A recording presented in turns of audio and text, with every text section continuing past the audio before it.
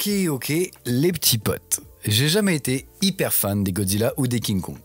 Dans l'ensemble, j'ai trouvé ces films assez cool, mais sans plus quoi. C'est pas des films qui m'ont marqué outre mesure. Et en général, quand un film me plaît pas énormément, je l'oublie très vite. C'est un peu comme un bisou, je m'envole. C'est des souvenirs très éphémères. Tout ça pour dire que j'ai très peu de souvenirs des films Godzilla ou King Kong. Et que ceux qui veulent savoir s'il faut avoir vu les films avant de mater la série, c'est pas vraiment nécessaire. Après, on est que sur les 2 premiers épisodes, donc ça peut évoluer. Mais pour l'instant, c'est pas nécessaire. Par contre, les gars, sachez qui est Godzilla et qui est King Kong. Un petit peu de tenue quand même. Du coup, un petit peu de contexte. La série, elle se passe après les films King Kong et Godzilla. Et ce qui est bien, c'est qu'ils remettent des scènes du film pour bien remettre la série dans la timeline des films. Parce que pour ceux qui l'ont vu, c'est bien. Ils revoient des scènes du film sous un autre angle de vue et du coup ils savent ce qui s'est passé, où ils en sont. Et pour ceux qui se souviennent pas ou qui l'ont pas vu, et du coup ça permet un petit peu de quand même mettre un petit peu de contexte et de voir 2-3 passages du film pour bien comprendre qu'est-ce qui s'est passé avant la série. C'est très bref et du coup on a un bon contexte. Mais bon. On parle, mais on parle pas de l'histoire là. La série Monarch se centre sur Kentaro et Kate. Enfin, pour l'instant. On n'est qu'à 2 épisodes, je rappelle. Du coup, après la disparition de son père, Kate elle débarque de San Francisco pour aller dans l'appartement au Japon de son père. Sauf que, surprise, il est pas vide.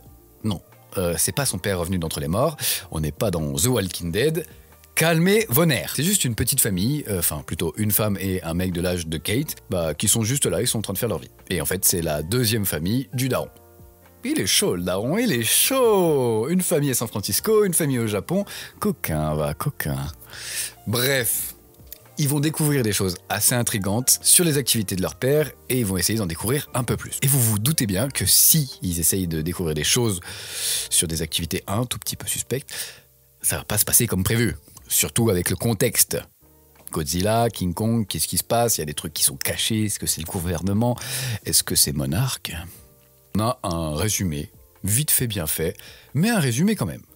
Mais il y a un petit truc en plus. Il y a une histoire qui se passe dans les années 50 et une autre qui se passe, on va dire, de nos jours.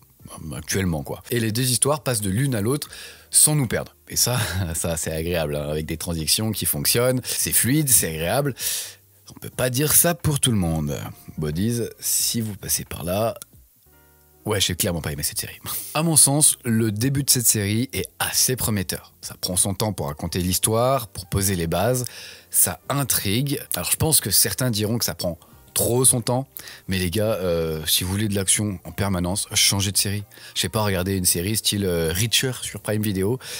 C'est le top du top. D'ailleurs, faudra que j'en parle bientôt parce que c'est quand même une bonne série. Bref, c'est bien filmé. J'ai l'impression d'être un peu dans les films Godzilla, parce que je m'en souviens quand même un minimum, mais en série. Ça reprend bien les codes du film. On reste un peu dans le même univers. Les acteurs, ils ont un bon jeu, même s'il y a quelques lignes de dialogue qui sont un peu parfois dans les choux. Mais c'est pas grave. Par contre, j'avoue que concernant les musiques, j'ai pas été transcendé parce que je me souviens d'aucune musique. C'est bon? Aucune. C'est une tristesse. D'habitude, j'ai toujours une ou 2 musiques qui me restent en tête. J'ai aucune musique en tête. Aucune. Alors, est-ce que c'est moi, il n'y a qu'à moi que ça le fait? Et dites-le moi en commentaire, je suis chaud de savoir parce que j'ai aucune musique en tête. Aucune. D'ailleurs, du côté des effets spéciaux, c'est aussi très bien fait. Parce que, il faut le dire, il y a plein d'effets spéciaux en même temps. Godzilla et King Kong, tu te doutes bien que, voilà. Et ils sont bien faits. Très bien fait. Non, très franchement, c'est une série qui me semble vraiment prometteuse. L'histoire est racontée de façon assez intrigante, ils savent garder des mystères qui donnent envie d'en savoir plus. Ça part vraiment comme une série d'aventure science-fiction, plutôt cool en fait. Et j'ai été bluffé par l'ambiance dans les rues japonaises. Il faut savoir que je suis allé au Japon il y a pas très longtemps et je me suis vraiment senti au Japon. Vraiment, l'ambiance c'est là, on retrouve tout et j'ai trouvé ça hyper cool. Enfin voilà quoi, du coup, si vous savez pas quoi regarder, c'est sur Canal+. Il y a que 2 épisodes qui sont sortis pour l'instant, ça sort tous les vendredis. Enfin, en gros, je dis ça quand même, on est le 20 novembre 2023, parce qu'il y a peut-être des gens du futur qui passent par là, et bienvenue.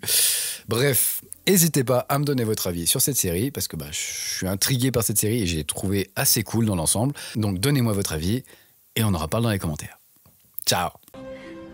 Attendez! Mais qui êtes-vous? Je suis Spider-Man, fils de pute! Qu'est-ce que c'est que ces gens? BDA